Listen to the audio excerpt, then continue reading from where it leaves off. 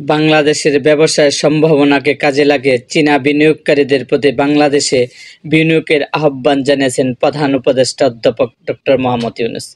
চীনা বিনিয়োগকারীদের উদ্দেশ্যে তিনি বলেছেন, আপনারা চীনা বিনিয়োগকারীরা বাংলাদেশের ব্যবসার সম্ভাবনার সুবিধা গ্রহণ করতে পারেন।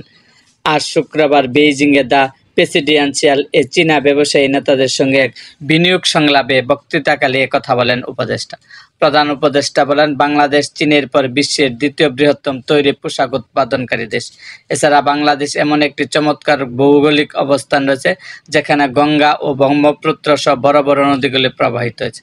বঙ্গোপসাগরের কথা উল্লেখ করে তিনি বাণিজ্য ব্যবসা সম্প্রসারণের সমুদ্রের সম্ভাবনার কথা তুলে ধরেন। অধ্যাপক ইউনূস বলেছেন, নেপাল ও ভুটান স্থলবেষ্টিত দেশ, যাদের কোনো সমুদ্র নেই। ভারতের 7টি উত্তর পূর্ব রাজ্য স্থলভিত্তিক। তিনি এসব দেশের মধ্যে সংযোগ স্থাপনের উপর জোর দেন, যা বাণিজ্য বৃদ্ধিতে সহায়ক হবে। বাংলাদেশে মানব সম্পদের সম্ভাবনা সম্পর্কে ডক্টর ইউনূস বলেন, বাংলাদেশ বিশ্বের সবচেয়ে ঘনবসতিপূর্ণ দেশ এবং প্রতি বছর আরও ঘনবসতিপূর্ণ হয়ে উঠছে।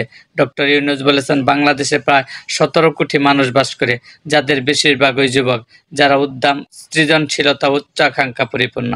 প্রধান উপদেষ্টা বাংলাদেশ তরুণ জনগোষ্ঠীর অব্যবহৃত সম্ভাবনাকে কাজে লাগানোর উপর গুরুত্ব আরোপ করেন।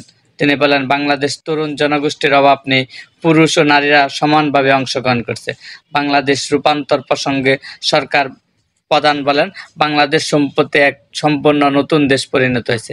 তিনি উল্লেখ করেন, দেশে নতুন প্রজন্ম উঠে আসছে, যার ব্যবসা ও বাণিজ্য বৃদ্ধির সহায়ক হবে। অনুষ্ঠানে বাংলাদেশ বিনিয়োগ উন্নয়ন কর্তৃপক্ষ বিডা চেয়ারম্যান চৌধুরী আশিক মাহমুদ বিন হারুন বক্তৃতা করেন। সংলাপে পররাষ্ট্র উপদেষ্টা মোহাম্মদ তৌহিদ হোসেন, জ্বালানি উপদেষ্টা মোহাম্মদ ফাইজুল কবির খান, প্রধান উপদেষ্টার উচ্চ প্রতিনিধি ডক্টর খলিলুর রহমান, প্রধান উপদেষ্টার কার্যালয়ের এসডিসি বিষয়ক মুখ্য সমন্বয়ক লামিয়া মুর্শাদ এবং প্রধান উপদেষ্টার প্রেস সচিব শফিকুল আলম উপস্থিত ছিলেন। এরকম আরও ভিডিও পেতে এবং রাজনৈতিক অঙ্গনের নানা ঘটনা ও ইতিহাস জানতে আমাদের মুক্তাগাছার ইতিহাস মিডিয়া ইউটিউব চ্যানেলটিকে সাবস্ক্রাইব করুন এবং পাশে থাকা বেল আইকনটি বাজিয়ে দিন।